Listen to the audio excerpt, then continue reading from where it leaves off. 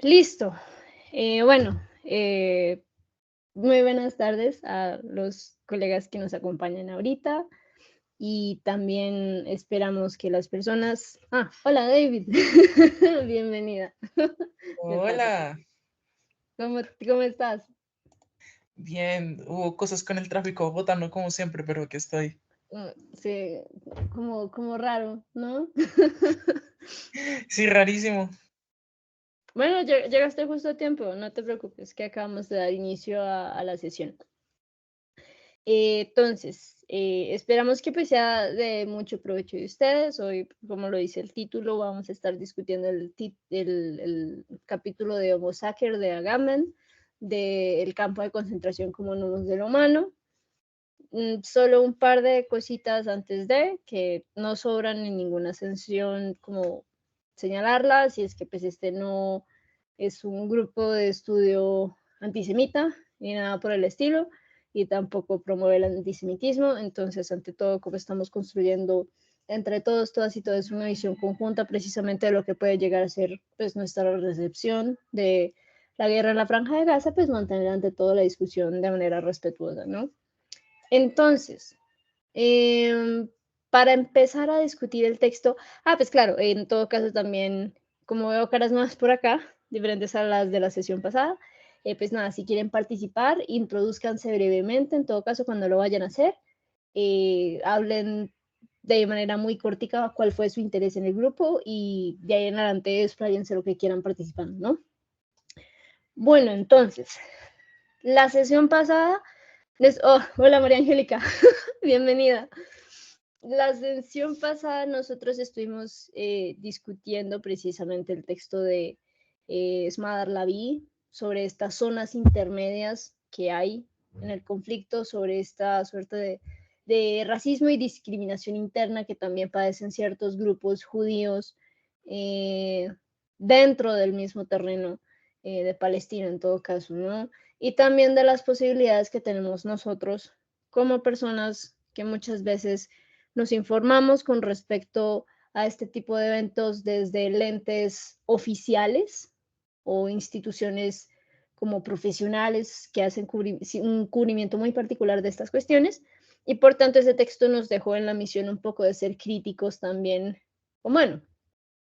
todo el armazón técnico que tienen los académicos para discutir este tipo de eventos, cómo podemos problematizarlo, cuál es nuestra postura al respecto, y más que todo también por el hecho de que muchos de estos académicos y muchos de estos medios pues son del norte global y están cubriendo eventos en el sur global de los que ellos como potencias también pues son cómplices, ¿no? Porque son problemas coloniales en todo caso. Entonces, como para hacer una breve introducción del texto de Homo Sacer de Agamben, me parecería prudente también como repasar un par de términos que no estaban descritos en el capítulo que les pusimos, pero que en todo caso son importantes de tener en cuenta, partiendo pues seguramente del que ustedes habrán visto varias veces en el texto, que es la vida desnuda, ¿no? ¿A qué se refiere exactamente Agamben cuando habla de la vida desnuda, cuando habla de un estado de excepción particularmente? ¿Qué clase de diferencias hace entre la vida como la tenemos, como la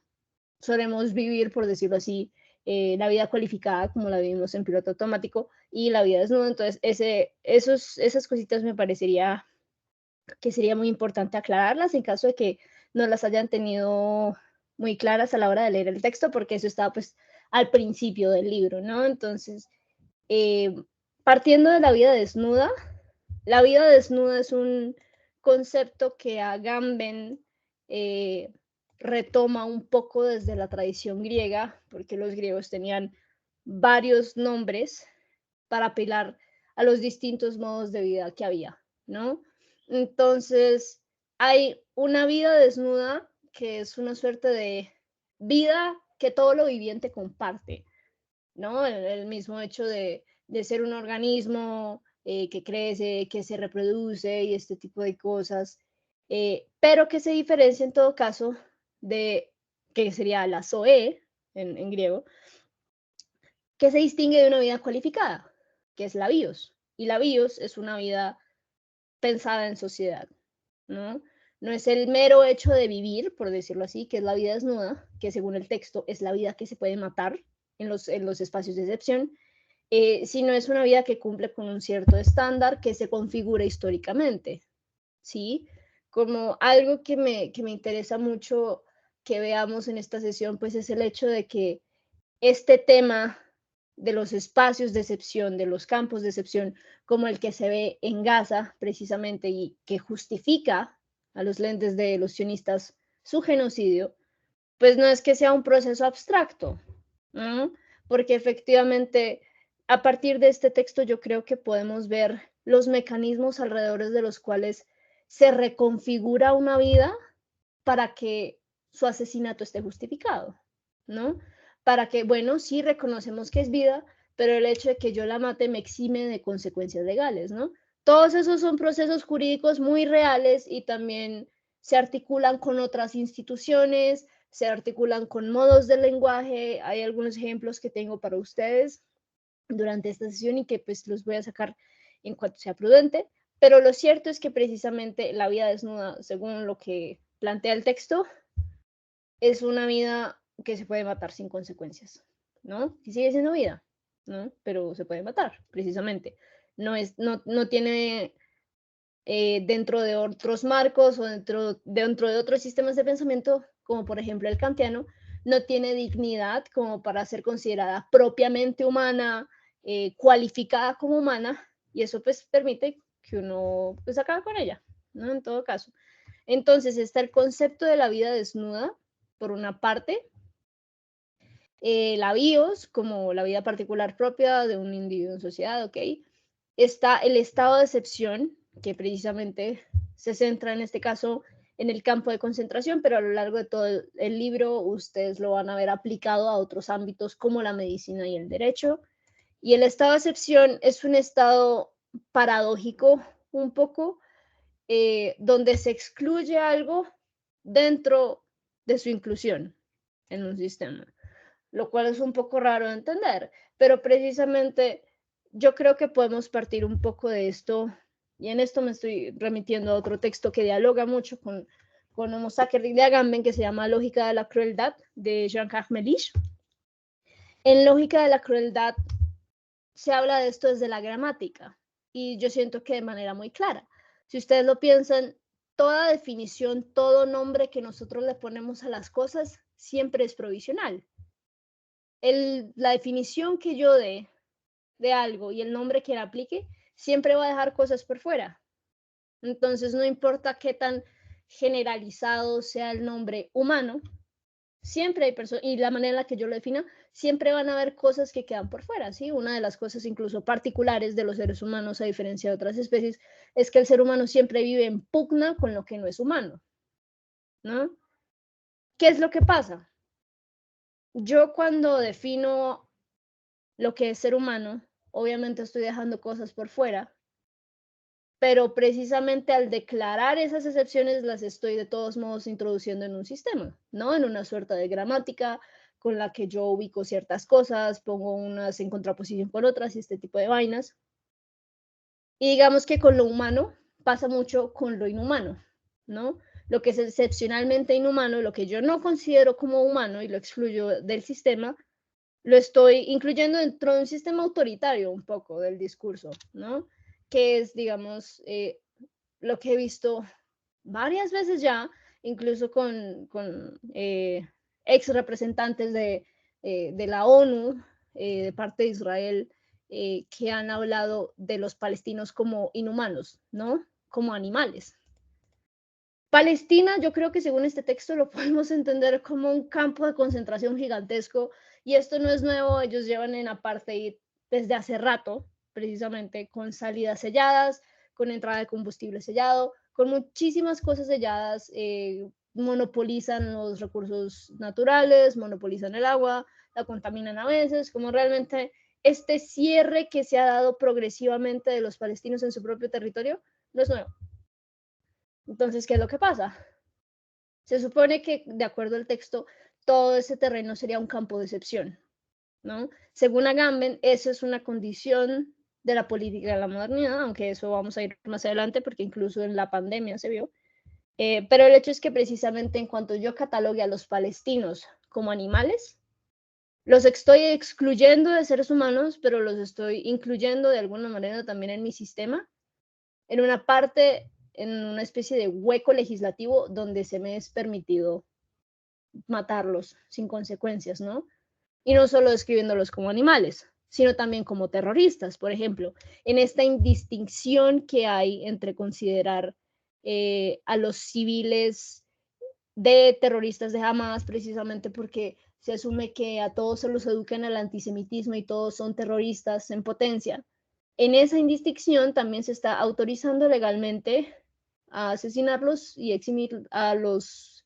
sionistas y a toda esta comunidad de personas de muchísimos países que son judíos y que han ido a apoyar precisamente esa misión de Israel de genocida, pues los eximen de consecuencias legales dentro de ese mismo territorio para que los judicialicen, ¿no? Entonces, en ese sentido, un estado de excepción es eso, cuando hay una vida desnuda, cuando hay una categoría que se excluye de un ordenamiento por oponerse a una vida o a unas categorías cualificadas, pero que mediante esa exclusión se vuelven a incluir, ¿no? Y digamos, en este capítulo, pues ese estado de excepción se despliega en un espacio específico, ¿no? Como una porción de territorio que se coloca fuera de un ordenamiento jurídico, pero no es un espacio externo a ese ordenamiento, ¿no? Que el paradigma en todo caso de Agamben son los campos de concentración nazis, pero eso se puede extender a muchas otras cosas, ¿no? En todo caso. Entonces, yo creo que esos son conceptos que valdría la pena como tener muy presentes a lo largo de toda esta conversación porque ciertamente se ven en el discurso que se maneja de Israel, de los sionistas y de los palestinos en los medios, en las columnas de opinión, etcétera, etcétera, etcétera. Y nos ayuda a visibilizar un poco también lo que pretende Agamben con el capítulo y es que la gente se dé cuenta de ese mecanismo invisible, ¿no? Que deje de ser tan invisible para nosotros cómo funcionan esos discursos articulados. Entonces, se me olvidó abrir la cosa esta, el tablero, perdón, me puse a hablar mucho. Pero sí, quisiera escucharlos precisamente. Si, ante todo, pues de todos modos, si ustedes quieren comentar qué les gustó del texto y no arrancar por lo que yo propuse, vaya y venga, podemos como encontrar formas de articularlo de todos modos. Pero sí, quisiera saber ustedes qué opinaron del capítulo, qué opinan sobre estos conceptos, cómo les nutrieron un poco su perspectiva sobre la situación en Gaza y etcétera.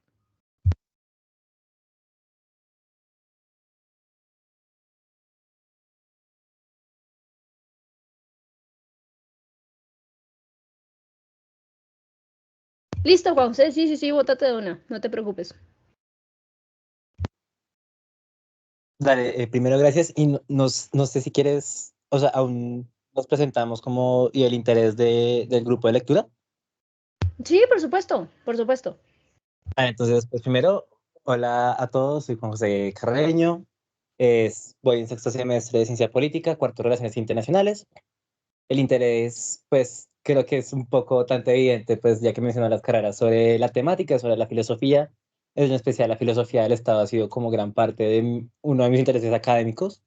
y es gran parte de lo que pues termina modelando el Estado, porque uno pues como politólogo quisiera ser algo un poco más científico, más allá de filósofo del Estado, que creo que es un título un poquito como grandilocuente que tal vez le estoy dando a los politólogos, pero sí es como también apartarse de esa ciencia hegemónica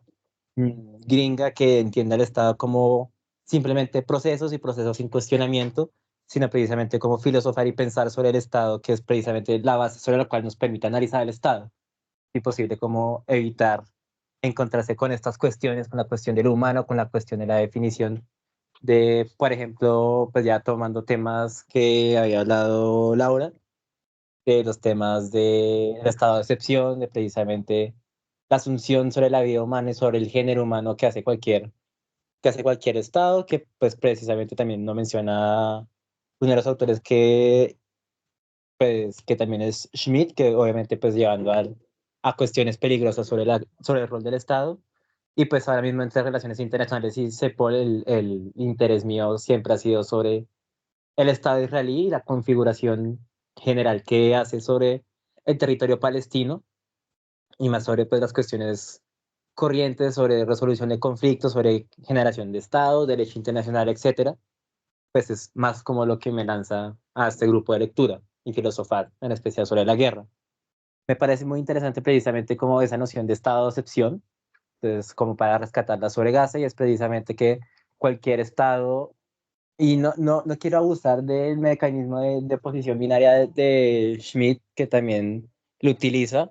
pero es precisamente como esa posición que ahora hace el Estado sionista frente al Estado palestino, y que es correcto como articularlo frente al Estado de excepción, que es como algo que lo saca, pero es precisamente porque necesita sacarle en oposición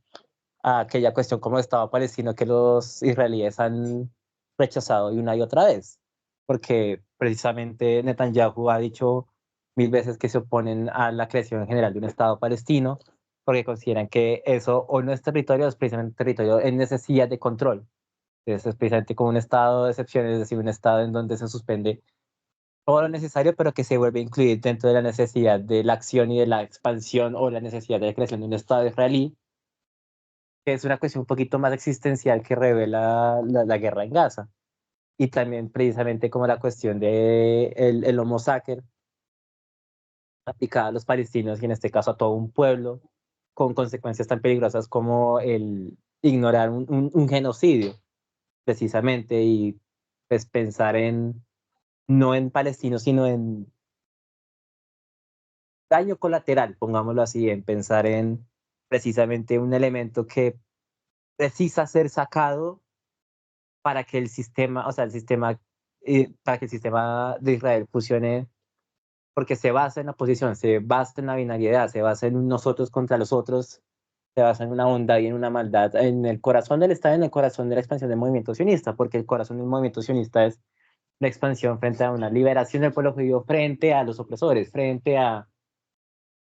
o como la liberación del territorio frente a aquellos que lo han ocupado, y el Estado israelí lo ha hecho,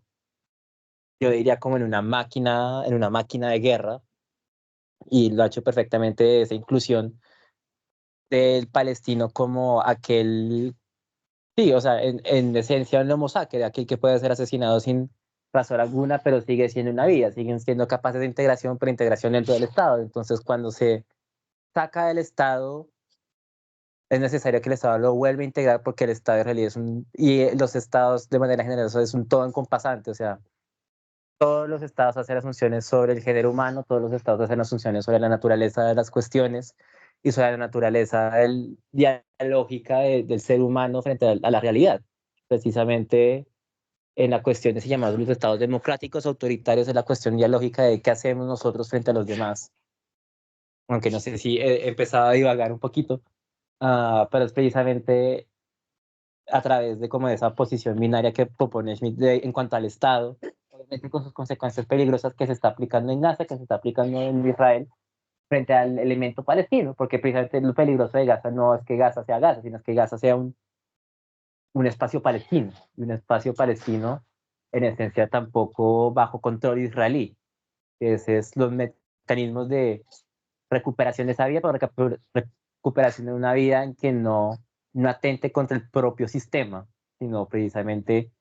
una decisión que sea inapelable, una decisión última, de lo cual decide prácticamente sobre la razón de ser de esa vida, y no pasa de ser un daño colateral o una simplificación de un terrorista en cuanto a que limita la potencia a lo fáctico, a lo actual, que es precisamente jamás. Entonces, no sé, como que ahí ya terminaría la intervención.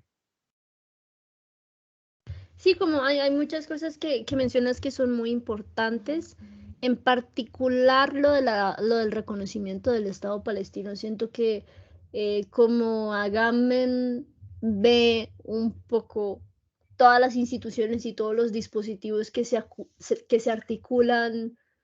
para ese mismo aspecto, para que algo sea legítimamente considerado como algo, siento que es muy interesante porque va a partir de lo estatal hasta lo plenamente individual, ¿no? O sea, eh, partiendo de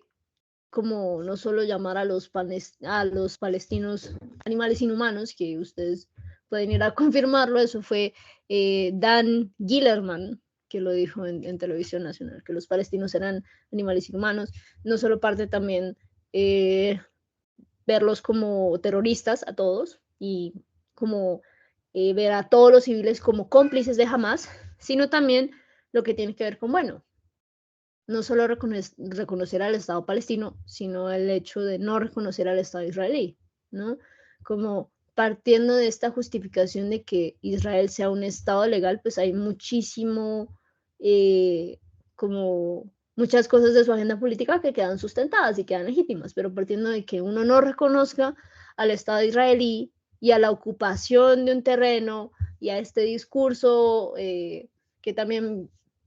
es fundamentalista, en todo caso, que también tiene un aspecto religioso sobre la tierra prometida y este tipo de cosas, un discurso que viene desde hace muchísimo tiempo. Hay muchas cosas precisamente que se caen de esa justificación en cuanto uno parta de que el Estado de Israel es ilegítimo, ¿no? Y hay mucho país que no reconoce a Israel como un Estado legítimo, pero de nuevo, partiendo de que estos miembros de la ONU, que tienen un voto indiscutible, como son las grandes potencias como Estados Unidos, por ejemplo, que yo sigo creyendo de manera muy ferviente que solo apoya a Israel por motivos económicos, y no sería de extrañar en todo caso como hay todo un discurso capitalista, imperialista, que justifica la prolongación de esa guerra. Todo este cúmulo de países, en cuando sigan considerando a Israel como Estado legítimo, pues tienen el control geopolítico de la situación, ¿no? Y tienen el control de darle validez, precisamente. Con respecto a esto, de reconocer algo legítimamente como lo que es, yo les quería traer a colación un poco lo que implica el dispositivo persona, ¿no? Que creo que también tiene que ver mucho con lo que tú estabas diciendo, de considerar ciertas muertes como daño colateral, un poco, en especial, pues, dado que realmente hay muchos aspectos donde los sionistas están saltando por encima del derecho internacional humanitario, y hay parte de ese discurso que se articula con eso, ¿no? Y que en todo caso Susan Sontag, en Ante el dolor de los demás, también lo abarca desde el término víctima, que antes de la Segunda Guerra Mundial, las muertes en las guerras, las personas que morían en la guerra o las que eran afectadas a largo plazo por ella, por pérdidas materiales, familiares y este tipo de cosas, no se consideraban como víctimas, se consideraban como daño colateral. Es a partir del momento en el que se empiezan a considerar como víctimas que se los otorga, por decirlo así, un trato distinto, ¿no? Y se le dan unos derechos y se las articula dentro de cierto ámbito jurídico, en realidad, que se articula en muchas otras vainas, ¿no? Que se les reconoce su testimonio, por ejemplo, que se les permite demandar al Estado, ¿no? Entonces yo quería tocar esto con un fragmento que se cita en Lógica de la Crueldad de Jean Carmelich, un poco de un autor que se llama Jean Amery, en un libro que se llama Más allá de la culpa y la expiación, que precisamente habla de las leyes de Nuremberg, que también se tocan en el texto de Agamben, ¿no? Les voy a leer nada más una parte, no todo. Todo empezó justo en 1935, cuando en un café vienés, inclinado sobre un periódico, comencé a estudiar las leyes de Nuremberg promulgadas recientemente allí en Alemania. Me bastó con echar una ojeada para percatarme de que me concernían. La sociedad, que se identificaba con el Estado alemán nacionalsocialista, que el mundo reconocía como representante legítimo del pueblo alemán, me había hecho judío en toda forma y sin ambages, o sea, había dado una nueva dimensión a mi conciencia de ser judío, que ya existía en época temprana sin graves consecuencias.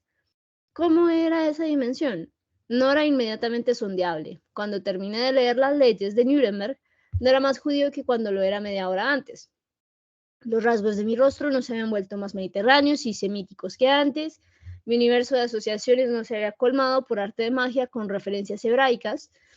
El árbol navideño nos había metamorfoseado por encantamiento en el candelabro de 7 brazos. Si la condena dictada por la sociedad contra mí tenía un sentido tangible, solo podía significar que a partir de aquel momento mi vida estaba expuesta a la muerte. Sí, a la muerte, sin duda. Tarde o temprano, la muerte se apropia de nuestras vidas. Pero al judío que yo era desde aquel momento, por resolución legal o acuerdo social, se le había prometido irremisiblemente su fin, ya que en medio de la vida sus días eran un estado de gracia provisional revocable en cualquier instante, que precisamente esta definición fuerte que da Agamben sobre la exclusión en el texto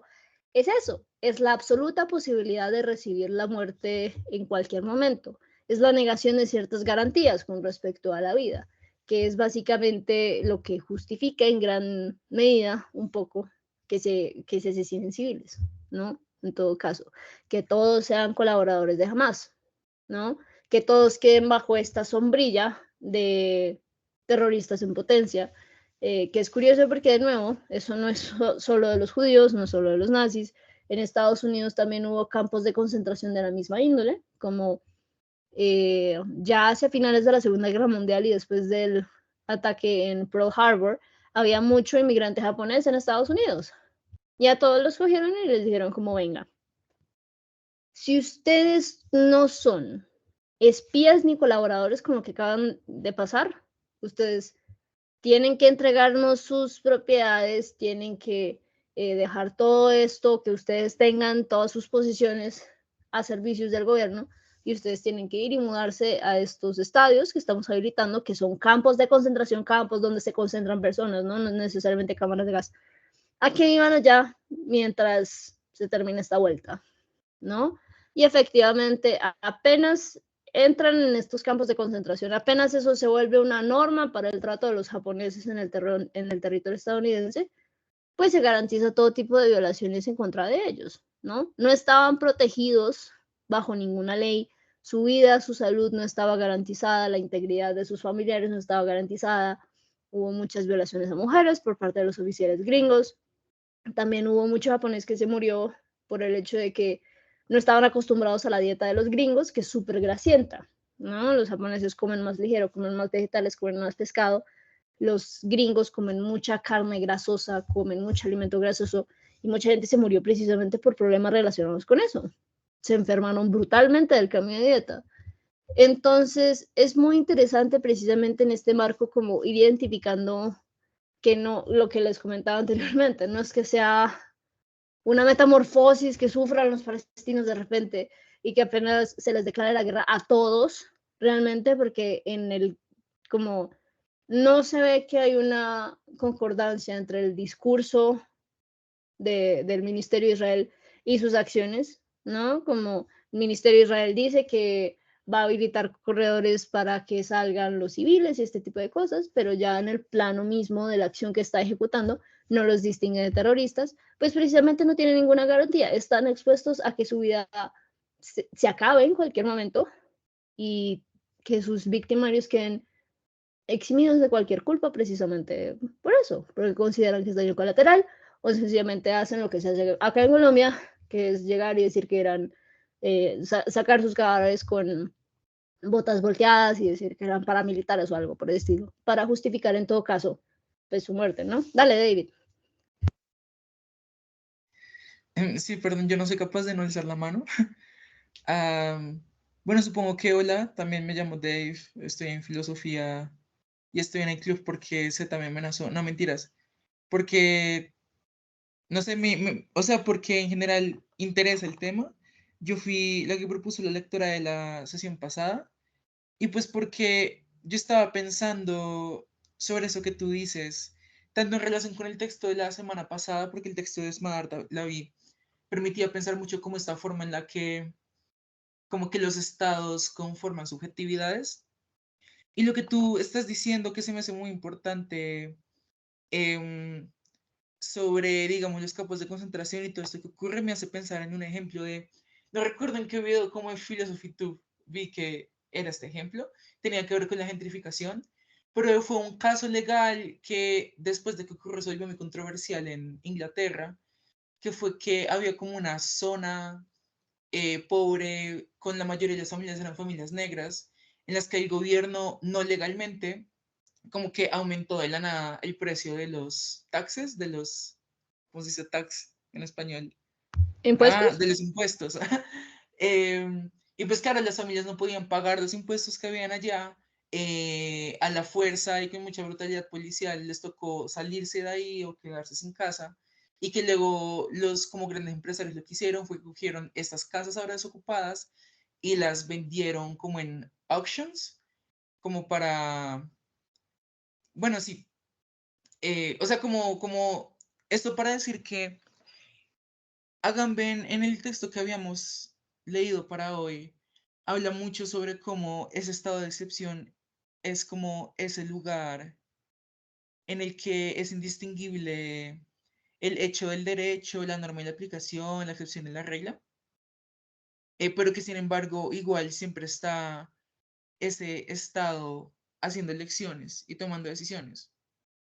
Y siento que con el tema de Palestina ocurre mucho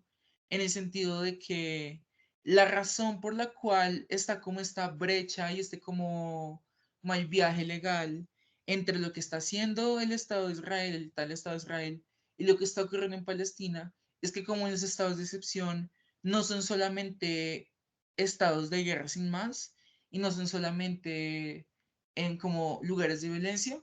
sino que son lugares en los que por una suerte de situación extraordinaria se eximen completamente como de esta normalidad legal. Es posible hacer lo que, por ejemplo, Israel está haciendo y seguirlo haciendo después de que el Consejo de Seguridad haya dicho como a Israel, por favor, no bombardees tanto a los civiles en Palestina, como esa brecha legal y esa subjetivización, no sé si se dice en español, como de los palestinos, van como de la mano. Y siento que en ese sentido todo lo que están diciendo da como muchas luces como para pensar esta relación que hay entre lo que está ocurriendo, que tú le hablabas un poco como lo que está ocurriendo a nivel, digamos, individual y lo que está ocurriendo a nivel, digamos, estatal o como a nivel, sí, como a nivel de esa brecha legal extraña, porque parece que los campos de concentración lo que hacen eso, cuando hay un campo o un lugar en el que hay una suerte de excepcionalidad, en el que hay una suerte como de, tienen que esperar acá mientras tanto, y ocurre como una suerte de, aquí no están funcionando las cosas como suelen ocurrir, pero hay un grupo de personas que están aquí adentro y que las estamos tratando fuera de esta normalidad, es que entonces la ley queda sin cosas para hacer cuando algo ocurre sobre esas personas. Que sé que el ejemplo como en las como vecindades y guetos negros y Palestina son como ejemplos muy diferentes, pero lo chévere de Agamben es que parece que funcionan un poco bajo la misma lógica, solamente que obvio la forma en la que estas vidas desnudas o soez en Inglaterra se trataron, como que no llegan al nivel como ahorita se están tratando estas vidas o soez palestinas, y que pensándole otra vez en el texto pasado, volvemos como este tema de como claro, en ese sentido, cualquier identidad o cualquier individualidad que se sale un poco, que tiene la posible forma como de ser puesta dentro de esta categoría de un espacio raro y fuera de las normas, como por ejemplo una persona que es judía y que vive en Israel, pero que es judía árabe, oriental y que por lo tanto no puede ser metida dentro de los mismos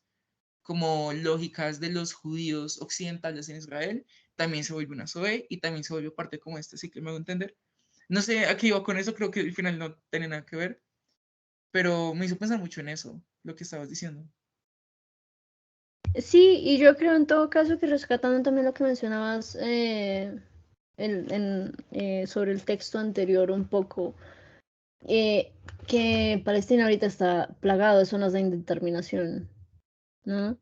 No solo es una suerte de indeterminación entre, bueno, a quienes consideramos civiles y a quienes consideramos terroristas, sino también toda esta gama de identidades intermedias que no terminan de cuajar bien en la narrativa que se maneja un poco, ¿no? Como es algo que yo mencionaba en la primera sesión antes de empezar a hablar del texto, y es que a uno le parece que todos los judíos son una masa homogénea, ¿no? Y que todos los palestinos bajo ciertos discursos son una masa homogénea de terroristas, ¿no? O son una masa homogénea de animales que quedan por fuera de la noción de persona, que ahorita voy a retomar el texto de lógica de la crueldad, porque de nuevo es la parte que dialoga mucho con Agamben, También está esta noción de creer que pues todos los judíos son una masa homogénea, entonces todos están de acuerdo con la invasión, y lo cierto es que no. Hay mucho judío que precisamente por su procedencia se lo discrimina dentro de la misma comunidad judía, y hay grupos de judíos que en todo caso están planeando, o bueno, no están planeando, como activamente hacen resistencia en contra de las decisiones autoritarias que está tomando el gobierno de Netanyahu, ¿no? Precisamente en los, yo mencioné este texto en la primera clase, pero en los materiales adicionales que hay para estas sesiones hay precisamente un comunicado de ciertos intelectuales que se consideran israelíes en todo caso. Es difícil de nuevo no reconocer al Estado de Israel y hablar de estos intelectuales como israelíes, pero son israelíes que están en contra precisamente de la manera en la que se está manejando toda esta cuestión, que de nuevo no es raro que tenga similitudes con otras invasiones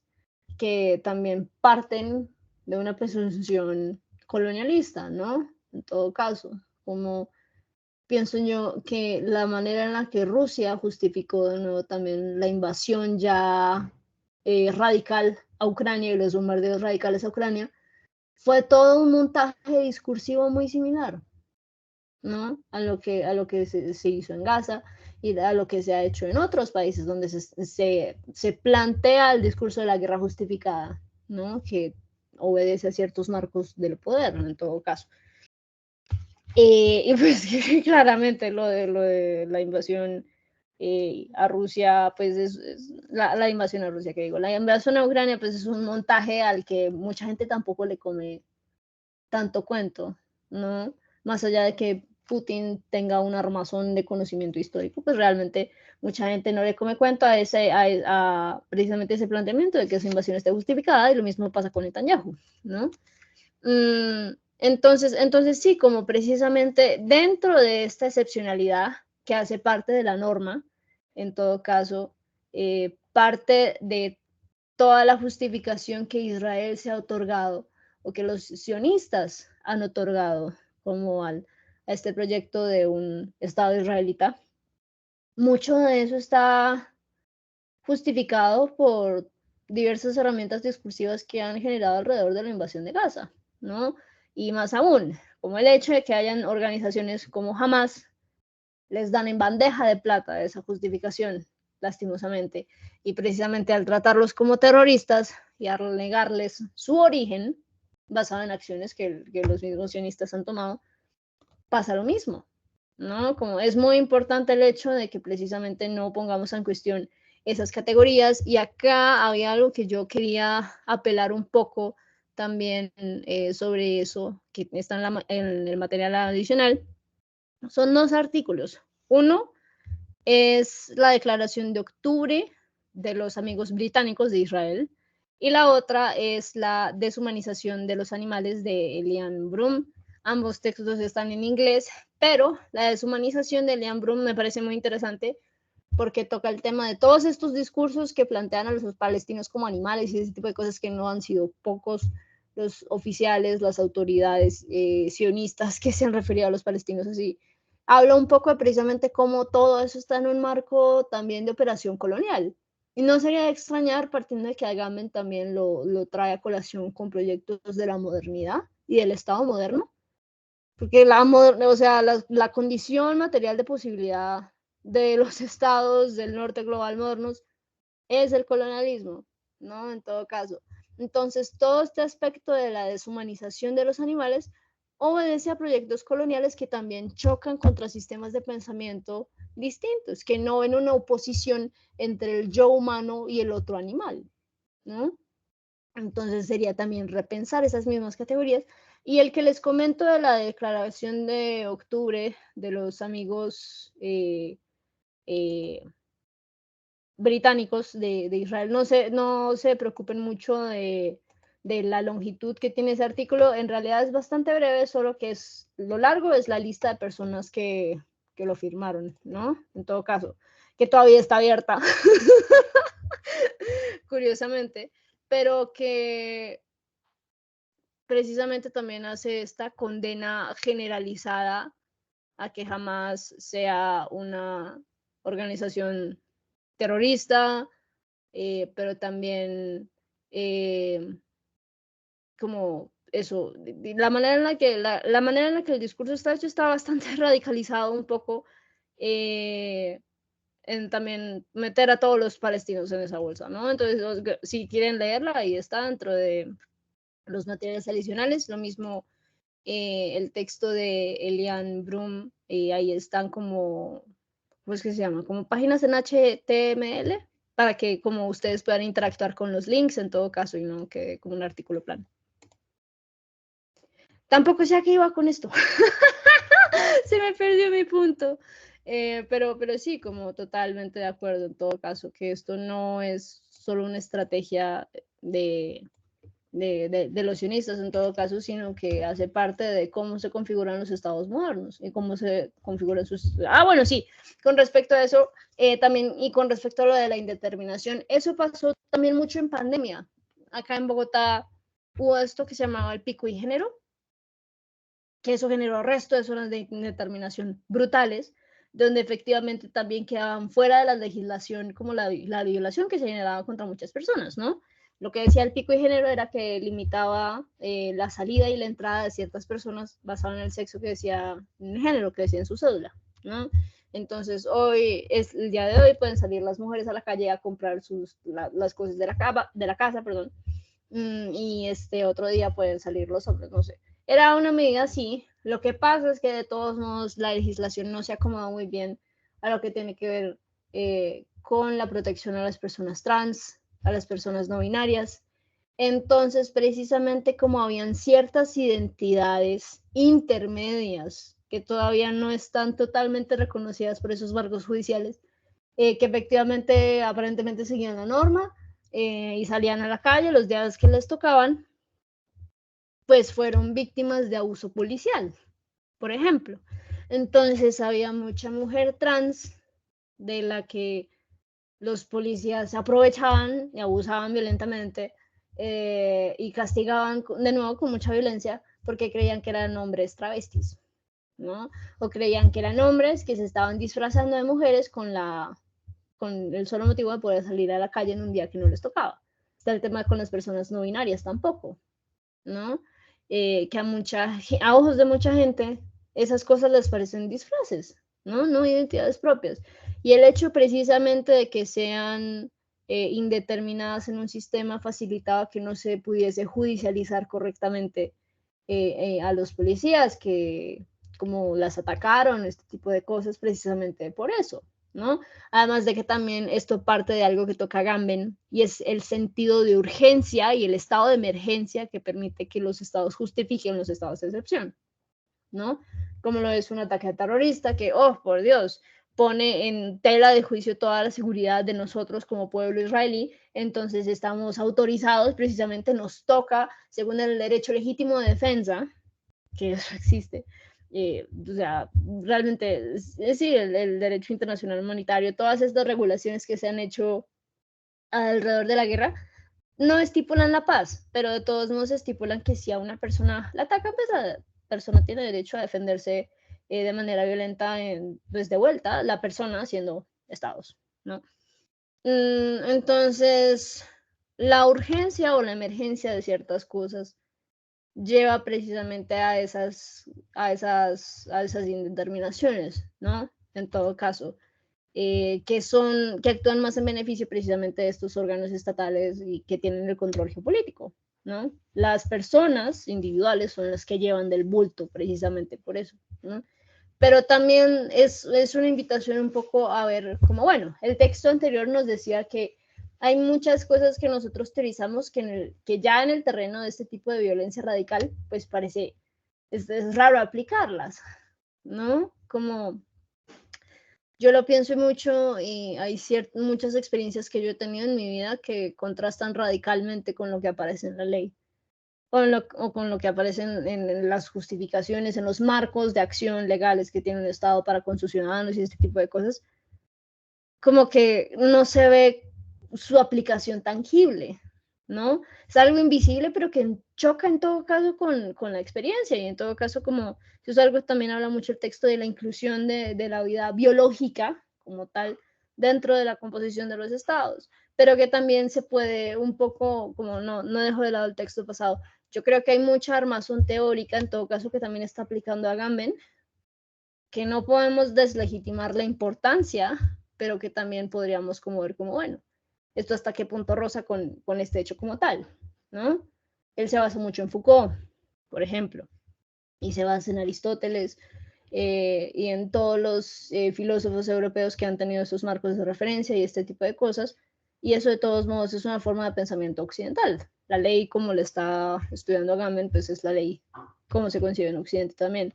¿no? Entonces hay muchos espacios como estos precisamente con los que choca ese sistema de pensamiento y donde su aplicación no termina siendo tan fructífera. Como me parece muy importante en todo caso que todo esto que estamos estudiando pues nos ayude también a comprender mejor el hecho, como les comentaba, pero también, como les recuerdo, que no está exento de crítica, no solo porque lo dice Agamben y solo porque Agamben lo sustenta en Aristóteles y solo porque parece que se aplica de manera muy generalizada a todo, no está exento de crítica, ¿no? Como incluso dentro de la misma constitución de la polis, había muchas personas como las mujeres que estaban por fuera de la vida política, ¿no? Entonces la aplicación en todo caso de esos conceptos tampoco está exenta de fricción. Entonces, pues, no sé a qué iba con esto. ¡Ay, se me olvidó cuál era mi punto! Que pensaba que iba a comentar sobre algo muy preciso, pero bueno, no, mejor me callo y en todo caso, si tengo otras cositas que mostrarles, pues se las voy mostrando a la medida en la que vayan participando.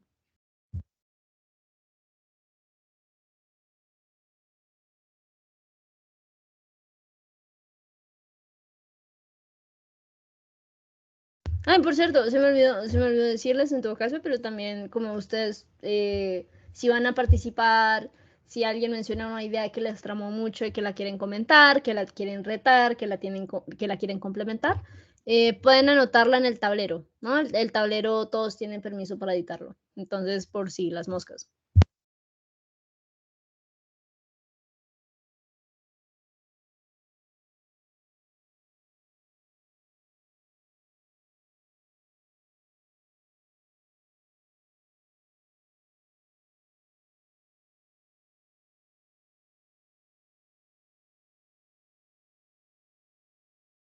Dale, Juanjo, bótate, no hay problema. Dale, gracias. Yo sí, o sea, algo que me parece muy interesante es algo que, pues, no me acuerdo quién lo mencionó, quién habló antes.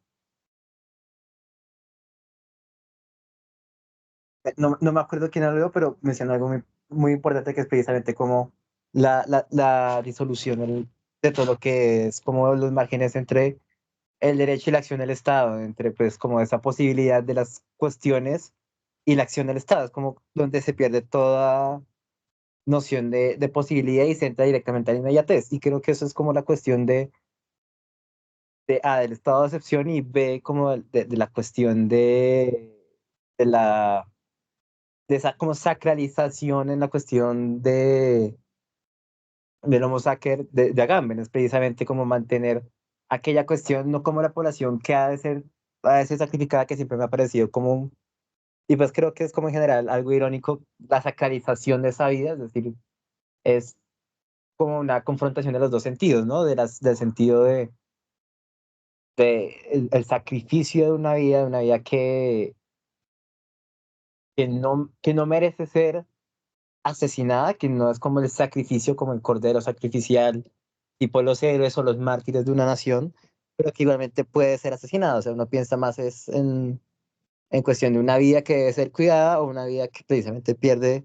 todo su valor como vida, entonces debe ser acabada. Uno piensa en esas binaridades, y en cambio en la composición, como en la síntesis que hace Agamben, es precisamente con en esa cuestión de la factualidad, esa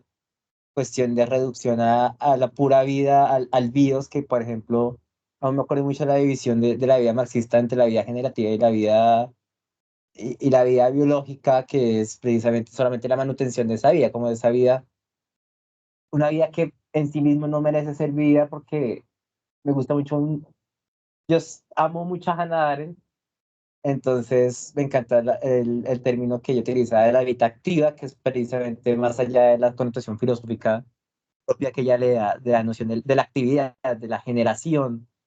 de la cuestión decisional de entrar en la política y decidir algo. Y precisamente entrar en la política no es entrar como en la cuestión weberiana del monopolio legítimo de la violencia, sino los estados se reducirían simplemente a la cuestión antigua de hacer morir y dejar vivir. O sea, eso no, o sea, no es la cuestión, sino la cuestión de la asignación o el control del poder y qué es el poder, sino la asignación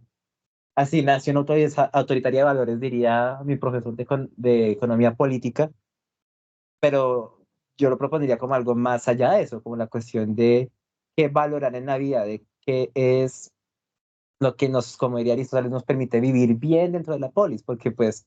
él dice, el que viva, todo el mundo necesita una comunidad, y el que viva fuera de una comunidad es un dios, un imbécil. Entonces, es en esa cuestión, en la cuestión del habla, es decir, nuestra cuestión de buena vida relacional, nuestra cuestión de vivir bien nos confiere directamente a la política, de una situación política relacional con la otra persona. Es decir, no vivimos solos, no somos cuerpos gloriosos, como diría la gente viejita, sino somos personas relacionales, somos personas que vivimos de el otro y que configuramos expectativas, configuramos la cuestión del Estado como quien nos dé, o sea, quien recurrimos y quien nos vigila, con esa cuestión de potencia de. Entonces, cuando el Estado se configura, también necesita una potencia sobre la cual ejercer la violencia para legitimar su orden. Y eso es también como lo que podría ser el Homo sapiens, no aquella persona que debe ser eliminada como amenaza al Estado, pues porque como amenaza se tiene que mantener, sino precisamente como la base, la fundamentación de la violencia del Estado y de la cuestión de hacer la vida. O sea, si uno hace la vida y define la vida como tal manera, hay cuestiones que, como bien decía Z, se van a quedar por fuera de dicha definición. Entonces, el hacer violencia, el generar un vacío, lo que uno podría llamar un vacío jurídico en que ni se encarcela, que es como una cuestión de la violencia moderna, el encarcelamiento y de la expulsión de la sociedad civil de aquellas personas que son consideradas una amenaza para el Estado, pero tampoco se protege. Es el permitir el hacer la violencia cuando un Estado se vuelve más allá de un Estado de meramente control violento o de meramente control de las amenazas contra sí, sino se vuelve una medida de gestión de vida. Pues porque como se decía anteriormente, el Estado de Agamben, una cuestión muy basada en la biopolítica de Foucault, es decir, en un estado en que se gestiona la vida en sí misma y gestiona la vida en sí, en que mediatiza la vida de la persona en el Estado y en la cuestión de, por ejemplo, los derechos humanos, que también es una cuestión que no me da gusto atacarla porque claro que pues es como lo más inmediato que uno tiene de defensa de las personas y de la humanidad frente a la persona, pero también es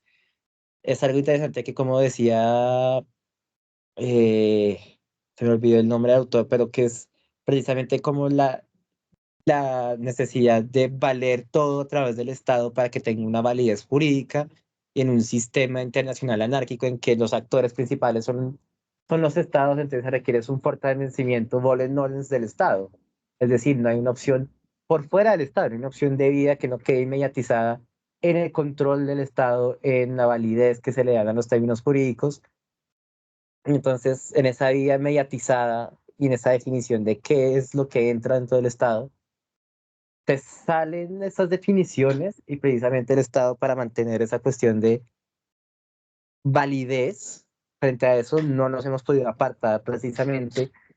de la cuestión hobbesiana, diría yo, en que, como diría Hobbes, cualquier palabra que no descanse sobre el filo de la espada es vacía. Entonces el Homo sacer se vuelve aquella población sobre la cual se puede ejercer violencia en, para el no el reforzamiento del Estado ni al tipo de mártir para la ascensión o para la verificación del Estado, sino como para la continua vida, diría yo. Es un término un poco extraño, el asumir que el Estado necesita de cuerpos y asesinato directamente para vivir, no tipo, no sé,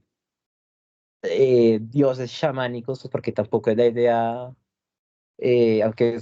también esa idea de las religiones del Nuevo Mundo como chamánicas o como muy hollywoodizadas también son pues degenerativas de la idea de las nuevas religiones, pero es como esa idea también de lo, de lo que diría, por ejemplo, Freud del tótem y de la sociedad en donde se asesina la cuestión del Estado precisamente como aquel que controla cuando las cosas se sacan de situación y cuando empezamos a valorar el Estado como un ente que lo mediatiza todo, entonces empezamos a la necesidad de sacrificios para mantener aquella cuestión viva y para, como la cuestión de verificar esa cuestión, no de justificarla a través del asesinato, porque precisamente no es algo que se puede matar por ser sagrado, no es el cordero sacrificial que tomando de la teología cristiano-católica muere por nuestros pecados, pongámoslo así, o que precisamente mueren como mártires, o son precisamente, volviendo a Schmidt, la cuestión del enemigo que debe ser acabado con el Estado en aquella binaridad de pensamiento. No nos definimos frente al otro, pero de la medida en que nos definimos frente a cualquier otra cosa, dejamos la otra y nos toca eliminar aquella otra situación para darle completa validez al Estado. Y si es un Estado israelí, israelí más allá de la identificación con el judaísmo como religión, porque hay judíos que declaran como equívoco la acción del Estado de Israel como debería, o pues como en un mundo ideal debería ser en la protección de derechos humanos. La cuestión de la definición de un Estado sionista no respeta precisamente esa cuestión de la presencia de otro Estado, porque precisamente son, como se decía al inicio, son herederos de esa tradición colonial en que más allá, yo diría una tradición colonial superada en sí misma, en que no es la cuestión del otro como menor, no es la cuestión del otro, tipo como vamos a civilizarte o vamos a prepararte para entrar a la comunidad de estados civilizados que también está, si recuerdo bien, en algunos de los artículos de las Naciones Unidas. Entonces también es la cuestión de qué califica como estado civilizado. Pero es precisamente como la cuestión de nos corresponde a nosotros más allá del hecho divino porque no es que te vayamos a civilizar, sino es que precisamente vamos a utilizar tu cuerpo para nuestra justificación de estado, que es todo encompasante, en que esta tierra nos pertenece, tú nos perteneces, pero como no eres nuestra población, como tú no, como tipo de las leyes de Nuremberg también es como uno no se vuelve más, o pues el autor que se mencionaba no se vuelve más judío por las leyes de Nuremberg, pero ante el Estado se vuelve más judío. Ante el Estado se puede sacar, ante el Estado pierde definición como ser humano y pasa a hacer esa cosa otra sobre lo cual el Estado empieza a definir cuestiones contrarias a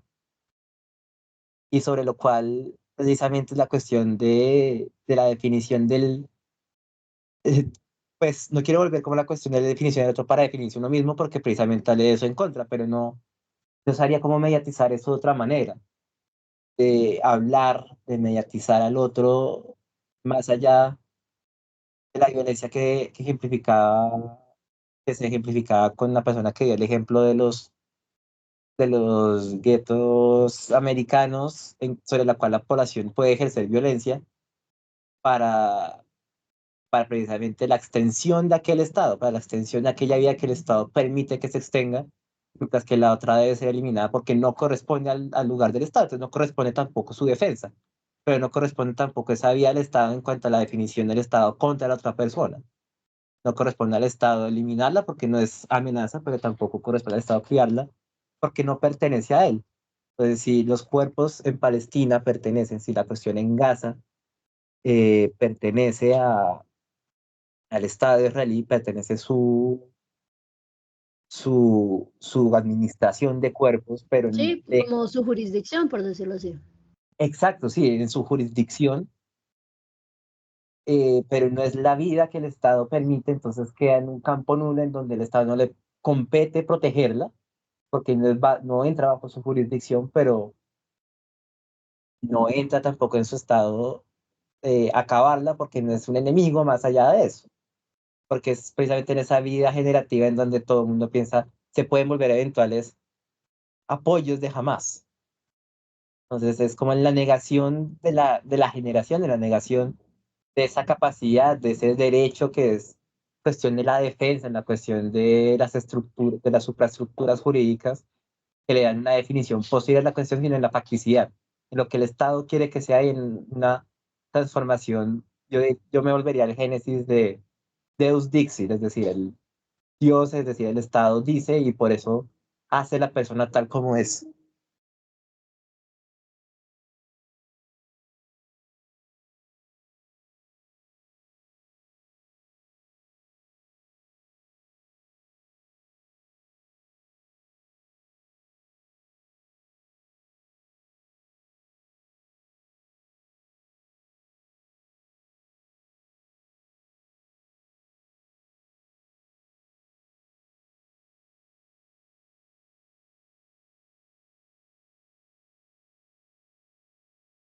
Yo quería decir, no sé si esto tenga que ver mucho, porque son muchas cosas, digamos, para... Uy, marica, yo estaba hablando con el micrófono apagado. No, David, dale, Ah, qué no, pena, mucho pero huevón, ahorita adiós. retomo yo. Uy, no. Bueno, No, vale. sigue, sigue. Listo, va. ¿Ves? Precisamente yo quería dar a tomar como este tema de los derechos humanos y lo que estaba diciendo hablando solo es que como que la desconfianza en los derechos humanos, como sí está muy válido desconfiar de los derechos humanos, ¿no? Como en el papel son una cosa, en el terreno de su praxis son otra. Y recuerdo yo haber leído en algún lado, no me acuerdo dónde era, que los derechos humanos en realidad no son para los seres humanos, sino solo para los ciudadanos. Y si yo yo no considero a un Estado particular como un Estado legítimo, pues también desconozco la ciudadanía de sus habitantes, ¿no? Y más aún si los considero que son invasores, precisamente en ese mismo sentido, ¿no? Como yo aquí precisamente aprovechándome de eso, pues, y sí, obviamente, como es muy importante retomar a los contractualistas acá porque precisamente los estados contemporáneos, muchos están parados sobre la propuesta de Locke y también sobre la propuesta de Hobbes, en especial los estados imperiales y los proyectos coloniales, ¿no? Parte del hecho de considerar de que tú y yo queremos la misma cosa, pero es que esta misma cosa es indivisible y no se puede compartir, entonces inmediatamente somos enemigos el uno del otro, precisamente por eso, ¿no? Y la tierra que tiene que recibir Israel y la que la ONU le prometió y qué tal es después de la Segunda Guerra Mundial y qué tal es, era necesariamente esa, era necesariamente Palestina, no pueden reubicarse en ningún otro lugar y a los palestinos les toca mandarlos a Egipto, realmente porque están en una tierra que no es propiamente de ellos, pese a que sí existía desde antes, incluso hay mucho mapa que la reconoce, ¿no? Como eso no se puede ignorar. Entonces, precisamente con respecto a esto, yo aprovecho un poco como para introducir pues, la cita que les vengo proponiendo desde hace rato de lógica de la crueldad, que está en un capítulo que se llama Los procedimientos de la crueldad, que habla sobre el dispositivo persona, ¿no? Poniéndolo a la par un poco con Kant. Entonces dice, ninguna lógica puede incluirlo todo, protegerlo todo, hacerse cargo de todo. La moral funciona según una lógica categorial que activa procedimientos de inclusión y exclusión. Incluso una moral que pretenda incluir a todos los seres vivos tiene zonas oscuras. Porque, ¿qué significa vida? ¿Quién establece qué o quién está vivo? ¿La medicina, la biología, el derecho, la propia moral, la religión? No es tan sencillo definir la vida, y aunque lo fuera, en toda definición, precisamente por ser definición, existen márgenes, límites y fronteras. Definir es delimitar, y si hay definición, hay necesariamente algo que queda fuera o al margen de ella. Por ejemplo, un enfermo en estado de coma irreversible, ¿se considera vivo? ¿Queda protegido por la moral? Como ha señalado Judith Butler, lo que la vida es o deja de ser ya está previamente establecido por unos marcos morales o jurídicos o biológicos o religiosos. Lo que la vida es o deja de ser surge y se sostiene en el marco de unas condiciones de vida. No podemos reconocer qué es la vida fuera de los marcos en los que se nos da, en los que se nos ofrece, en los que se nos delimita, y dichos marcos no solo estructuran la manera como llegamos a conocer e identificar, sino además constituyen unas condiciones sostenedoras para esa misma vida. El dispositivo de la persona, como ha señalado el filósofo italiano Roberto Esposito, opera de la manera siguiente. Ante determinados entes, la moral, no solo el derecho o la religión o la medicina, nos dice si debemos o no sentirnos responsables, si debemos o no sentirnos culpables, si debemos o no detenernos a considerar su sufrimiento. En otras palabras, lo que el marco categorial de la moral sostiene es que ante el sufrimiento de algunos entes deberíamos hacer oídos sordos, porque ese sufrimiento, aunque quizás tiene valor, no es un sufrimiento que en el fondo merezca la pena.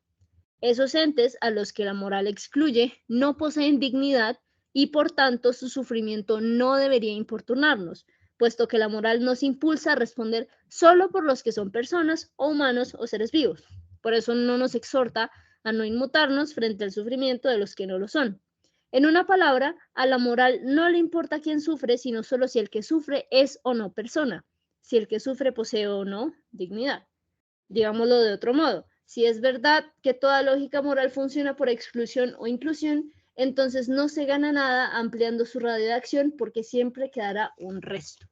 ¿no? Y digamos acá, pues el texto anterior proponía muchos restos, ¿no? De ese marco judicial. No solo también en la teoría, sino también en la práctica. Pero a mí me parece en realidad increíble con respecto a eso precisamente, cómo las vainas que se sostienen con este conglomerado, con este armazón de términos técnicos que tienen los hábitos jurídicos internacionales, cómo eso termina repercutiendo precisamente en el mismo cuerpo de las personas, ¿no? Algo que parece tan abstracto invade el cuerpo en todo sentido y precisamente, de nuevo, con lo que Juanjo también estaba comentando, pues la biopolítica precisamente es eso, ¿no? Es la administración y la administración del movimiento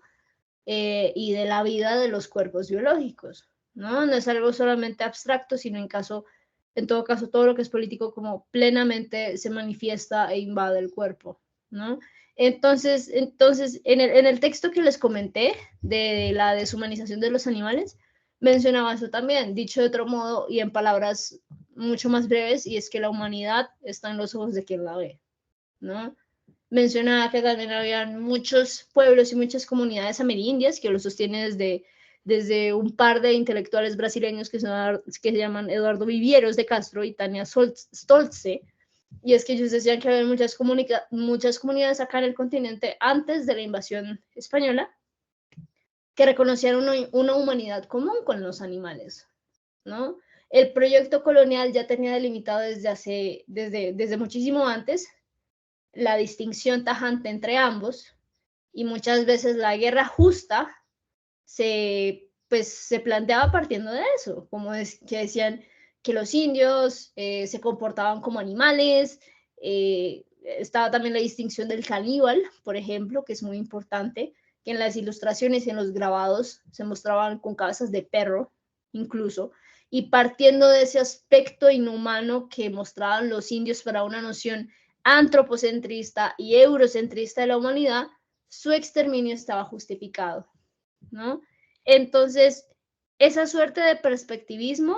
como está súper opacado por el antropocentrismo eurocentrista. Entonces, es muy arbitraria en realidad, por más abarcadora que se plantee esta distinción entre seres humanos y animales, ¿no? Esta distinción entre ciudadanos y vida nuda, por decirlo así. Ahora sí, qué pena, David, ¿tú qué ibas a decir? Que dice que nos quedan 5 minutos de reunión, pero ¿de dónde? Pero bueno, dale a tu corazón. No, pues para cerrar entonces, o supongo que ahorita cerrarás, aunque ya se me olvidó, no mentiras. Sí, no, o sea, iba a ser igual que pequeño y era para decir que lo que ustedes estaban hablando, como para traerlo de nuevo como a Agamben, cuando él habla como de donde hay vida desnuda debe haber un pueblo, pero dice que también es el reverso, como que donde hay un pueblo debe haber vida desnuda. Que yo le pensaba por este propósito que pusimos siempre al inicio de cada sesión también como de pensar todo esto que estamos hablando, pero también desde nosotras como personas colombianas, entiéndase, personas también como que hacen parte activa como de una historia de la colonización y que hacemos parte como del tercer mundo o lo que sea, porque todo eso que tú dices también me pone a pensar como en este tema de, como de, es muy difícil tratar de concebir, así como es un poco difícil tratar de concebir lo humano sin sacar o expulsar necesariamente allí lo animal, como que en este momento de la historia es muy difícil concebir algo así como un estado moderno o un estado del primer mundo, sin concebir al mismo tiempo un estado como el tercer mundo. Esto lo quería decir por un lado porque pues es la forma en la que Agamben cierra el capítulo y se me hace como denso pero chévere, pero también porque ese texto que se estaba citando sobre la deshumanización de los animales me hace pensar mucho en un libro que me leí en vacaciones que se llama Los filósofos entre los animales, que es que no lo tengo por acá, pero es básicamente un libro como de varios ensayos de varios filósofos, creo que la mayoría son mexicanos, alrededor del tema de los animales, y hay un par de ensayos que son como sobre fenomenología,